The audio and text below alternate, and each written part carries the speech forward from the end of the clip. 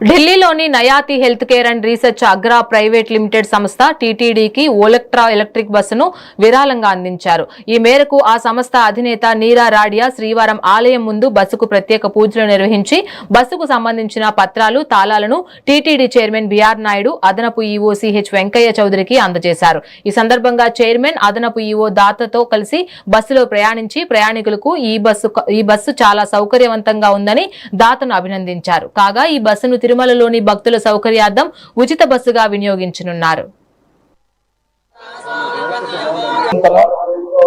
నీరా రాడియా గారు ఒక electrical bus ని టీటీడీకి డొనేట్ చేయడం జరిగింది.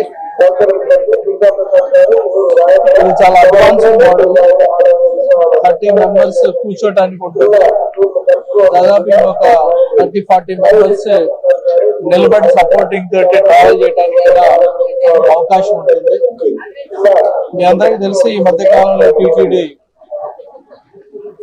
డీజిల్, పెట్రోల్ యొక్క వెహికల్ పక్కన పెట్టి electrical vehicle, environment friendly vehicles ని ప్రమోట్ చేసే భాగంగా డొనేషన్స్ కూడా లార్జ్ స్కేల్ లో ఎంకరేజ్ చేయడం జరిగింది. దాదాపు ఉన్న ఫ్లీట్ లో దాదాపు ఇంకొక 6 బస్సులు కూడా జాయిన్ కావడం జరిగింది. దీంతో టోటల్ ఇప్పటికి 20 బస్సులు ఉన్నాయి. దాంట్లో 5 బస్సులు మాత్రమే డీజిల్, పెట్రోల్, డీజిల్ వెహికల్స్ ఉన్నాయి. మిగతా 14 వెహికల్స్ కూడా ఎలక్ట్రికల్ బస్సులు ఉన్నాయని ఈ సందర్భంగా తెలియజేస్తున్నారు. ఎలక్ట్రికల్ బస్సులు దాదాపు రోజుకి 10 ట్రిప్పులు మాత్రం ఉదయం నుంచి సాయంత్రం దాకా రన్ చేయడం జరిగింది. అలానే ఓవరాల్ గా కొండపైన దాదాపు మన బస్సులే, టీటీడీ బస్సులో 320 ట్రిప్పులు, ఈ ట్రిప్పులు రోజుకి 21 బస్ స్టాప్ని కవర్ చేస్తూ తిరగడం జరుగుతూ ఉంటుంది.